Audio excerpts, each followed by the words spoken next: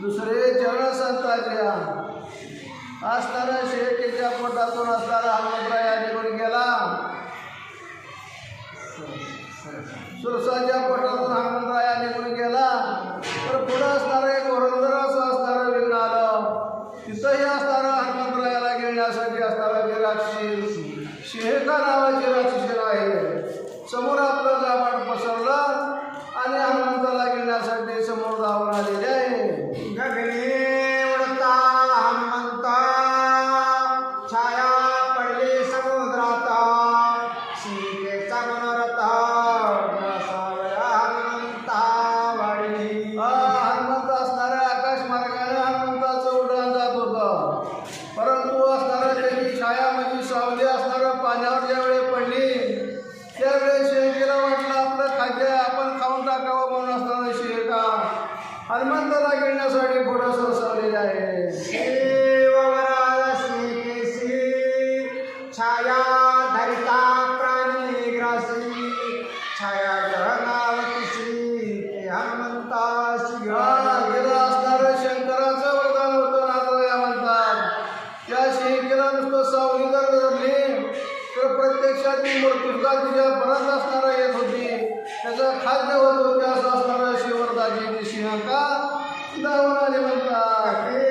छाया पडता गळी सिंहिका ते छाया गिळी हनुमंताची गती फुटली वळलीवर पडली. ज्यावेळी हनुमंत निघाल्या छाया समुद्रावर पडली. ज्यावेळी छाया हनुमंताची शेळकेने धरली त्यावेळेस चलनवलन हनुमंताचं कुठलं वेग थांबला आणि पुढं काय कार्यार्थ झालेलं आहे. छाया ग्रासता सिंहिकेशी गती फुटली हनुमंताशी तेने तो झाला कासाविषयी पाय चौकास.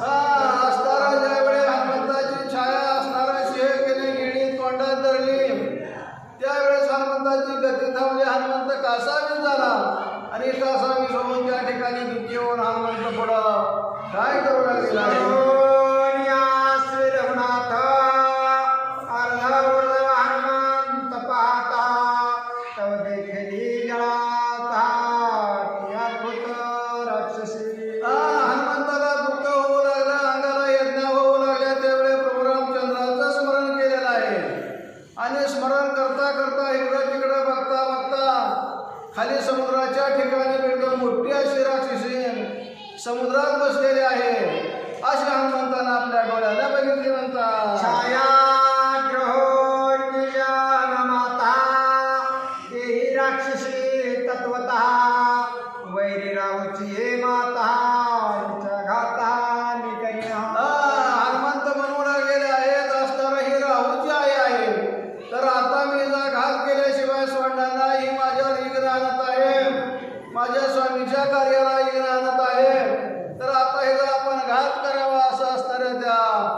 तुळशीला वाटलेला आहे.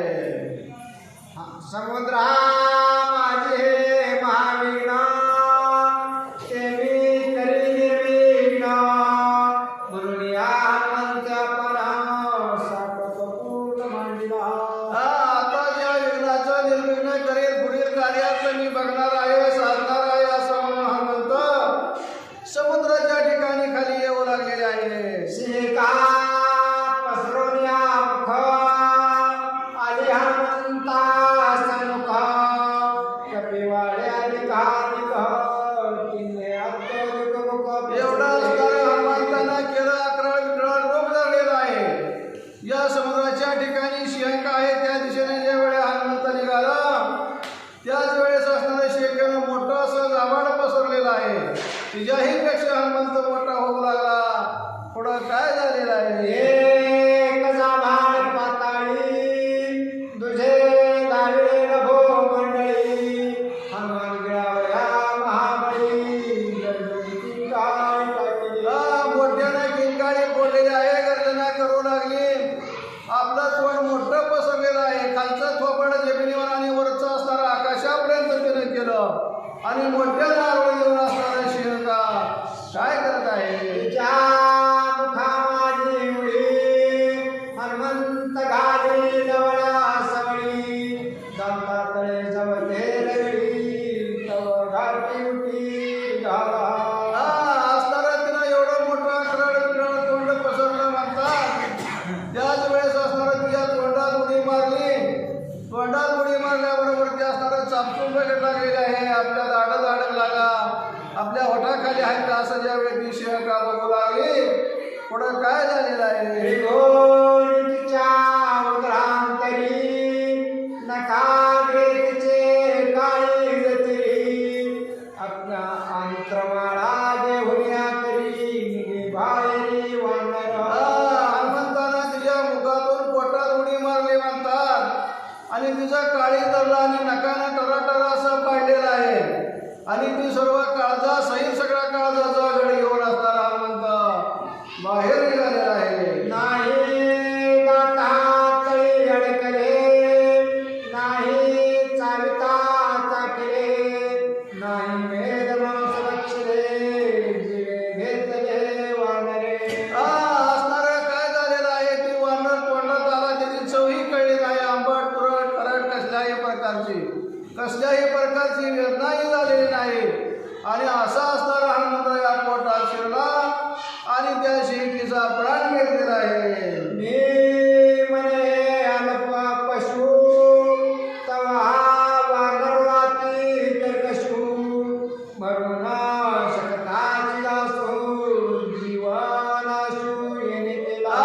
सिंहिका मनाच्या ठिकाणी विचार करू लागलेला. ही तर एक माकड आहे, वानर आहे. आता बरं झालं आपल्याला या ठिकाणी पोट भरण्याची संधी आलेली आहे, परंतु कुठल्याही प्रकारचं तोंडाला न लागता याने माझा घात केला. एवढा असणारा वानर पराक्रमी आहे. सिंहिका बोलत आहे. याची गरुजाता छाया छाया माया नाशिनी काया उदरलेली कपिराया तुझे पाये तिनरे. असणारा सिंहिका मनाच्या ठिकाणी विचार करू लागली.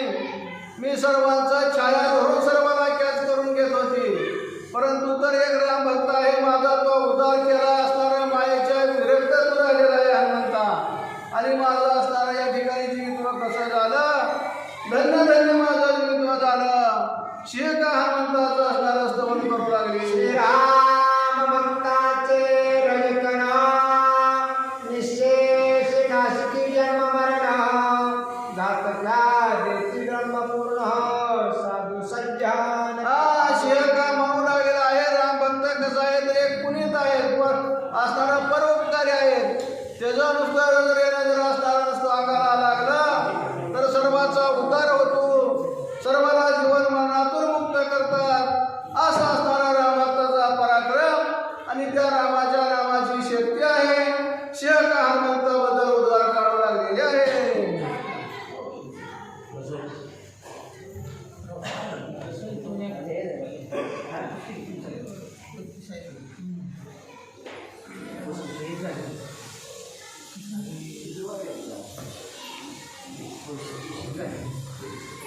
श्री गणेशाय नमः. श्री गुरुभ्ये नमः. करावी श्रीरामाची भक्ती, पडावी श्रीरामाची कीर्ती, श्रीराम नामाच्या वरती जडमड उतरती ती लोकी. शिहिका त्या ठिकाणी म्हणू लागली, रामप्रभूची असणारी भक्ती करावी, रामप्रभूचं असणारं नामस्मरण करावं.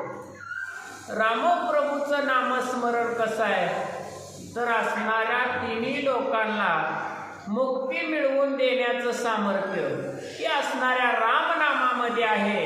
अशी असणारी शिहिका ज्यावेळी हनुमंतानं त्या शिहिकेचं काळीज पडलं त्यावेळी तिला असणारा हा रामभक्ताचा स्पर्श झाल्यामुळं ज्ञान त्या असणाऱ्या शिहिकेला प्राप्त झालं म्हणतात. आईशी देवनी आरोळी, शिहका पडे समुद्र जळी, स्वर्गी देवी पिटली ताई, आतुर बळी हनुमंत.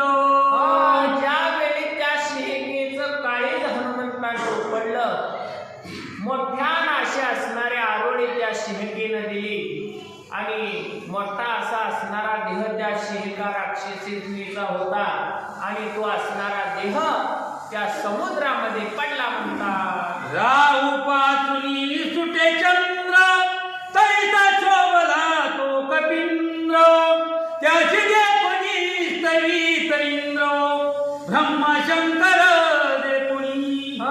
33 कोटी देवांना आनंद झाला. नव ज्यावेळी असणाऱ्या शिहिकेचा असणारा देह त्या समुद्रात पडला आणि त्यावेळी असणारं पाहिलं 33 कोटी देव आमचा राजा असणारा इंद्र तो सुद्धा असणाऱ्या हनुमंताचं स्तवन स्तुती करू लागला. धन्य धन्य असणाऱ्या हनुमंताचा पराक्रम, एवढी असणारी महान मोठी राक्षसने शिहिका तिचा घात केला. खरोखर हनुमंता